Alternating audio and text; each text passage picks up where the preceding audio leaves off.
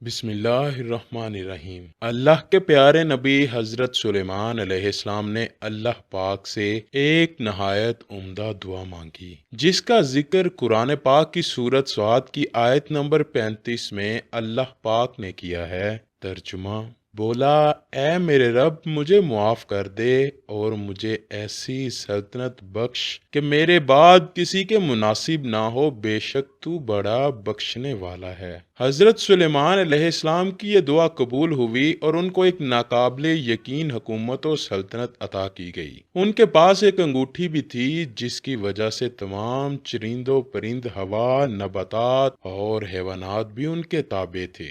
آپ کے حکم کو تسلیم کرتے تھے، آپ کے تخت کو ہواؤں میں اٹھاتے تھے، آپ پرواز کیا کرتے تھے۔ ایک دفعہ ایسے ہی شان و شوکت سے آسمان پر حضرت سلیمان علیہ السلام کا تخت گزر رہا تھا۔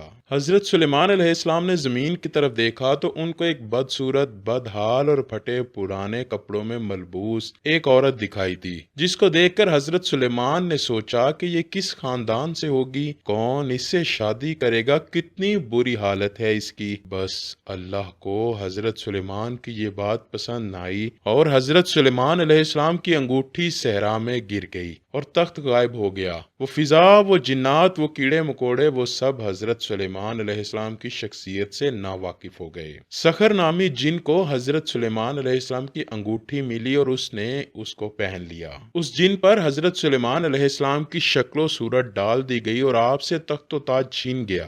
سب چیزوں پر شیطان نے قبضہ کر لیا۔ سخر نامی جن محل میں جا کر حضرت سلیمان علیہ السلام کے تخت پر بیٹھ گیا اور حکومت کرنے لگا۔ سب نے اسی کو حضرت سلیمان سمجھا، اسی طرح سب کو دھوکہ دیتا رہا اور حضرت سلیمان کی بیویوں کے پاس بھی جانا چاہتا تھا، لیکن اللہ نے ایک فرشتہ مقرر کر دیا جس سے آپ علیہ السلام کی بیویاں محفوظ رہیں۔ اب اس جن سے بہت سی غیر معروف باتیں ظہور میں آنے لگیں۔ اس زمانے میں حضرت سلیمان علیہ السلام کے ماننے والوں میں ایک نہایت ہی پرہیزگار شخص تھا۔ اس کو شک ہوا کہ یہ حضرت سلیمان نہیں ہے۔ ایک روز اس نے کہا، کیوں جناب، اگر کوئی شخص رات کو جنبی ہو جائے اور موسم ذرا ٹھنڈا ہو، وہ سورج طلوع ہونے تک غسل نہ کرے تو کوئی حرج تو نہیں؟ اس نے کہا، ہرگز نہیں۔ یہ جواب سننا تھا کہ اس نے شور مچا دیا کہ یہ شخص بہروپیہ ہے، یہ حضرت سلیمان نہیں ہے۔ لیکن وہ جن 40 دن تک تخت سلیمان علیہ السلام پر رہا۔ ادھر حضرت سلیمان علیہ السلام حیران ہو گئے کہ یہ کیا ہو گیا۔ وہ فضا کو حکم دے مگر فضا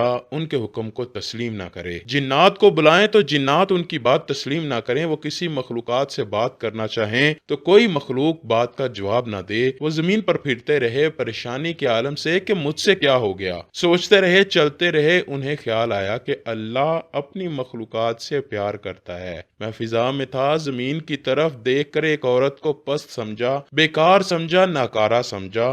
شاید یہ بات اللہ کو ناپسند ہے، میں اس عورت سے معافی مانگوں گا اور اس سے شادی کروں گا، شاید اللہ مجھے معاف کر دے۔ ڈھونڈتے رہے مگر وہ عورت نہ ملی۔ بالآخر حضرت سلیمان علیہ السلام کو جب بھوک لگی تو وہ دریا کے کنارے جو لوگ مچھلیاں پکڑتے تھے ان کے ساتھ کام کرنے لگے۔ وقت گزرتا رہا، ایک دن وہ عورت مل گئی۔ جیسے ہی وہ عورت ملی، حضرت سلیمان علیہ السلام قریب گئے، دستے ادب کو جوڑ کر عرض کرنے لگے، میں نے تمہارے لیے غلط گمان کیا، تم میں عیب تلاش کیا، میں یہ بھول گیا تھا کہ تمہیں میرے خالق، میرے مالک اللہ نے بنایا ہے۔ کیا تم مجھ سے شادی کرو گی؟ وہ غریب، لاچار اور بدصورت عورت مسکرا کے کہنے لگی، اس سے بڑا شرف میرے لیے کیا ہوگا کہ آپ جیسا خوبصورت نوجوان میرے سے شادی کرے۔ مجھ بدصورت سے تو کوئی پیار ہی نہیں کرتا، لوگ سارا دن مجھے تنقید اور تلخ رویوں کا سامنا کرنا پڑتا ہے۔ اللہ کے نبی حضرت سلیمان علیہ السلام نے شادی کی۔ پھر ایک دن حضرت سلیمان علیہ السلام نے 2 مچھلیوں کا شکار کیا۔ ان میں سے ایک مچھلی بہت چمک رہی تھی، جلدی سے مچھلی کا پیٹ چاک کیا۔ اللہ کی قدرت سے اس کے پیٹ سے وہ انگوٹھی نکل آئی۔ آپ علیہ السلام نے اللہ کی تعریف بیان کی اور انگوٹھی انگلی میں ڈالی۔ اس وقت پرندوں نے آ کر آپ پر سایہ کر لیا اور لوگوں نے آپ علیہ السلام کو پہچان لیا اور آپ سے معذرت کرنے لگے۔ آپ علیہ السلام نے فرمایا، یہ سب امر اللہ تھا، اللہ کی طرف سے ایک امتحان تھا۔ آپ آئے، اپنے تخت پر بیٹھ گئے اور حکم دیا کہ اس شیطان کو جہاں بھی وہ ہو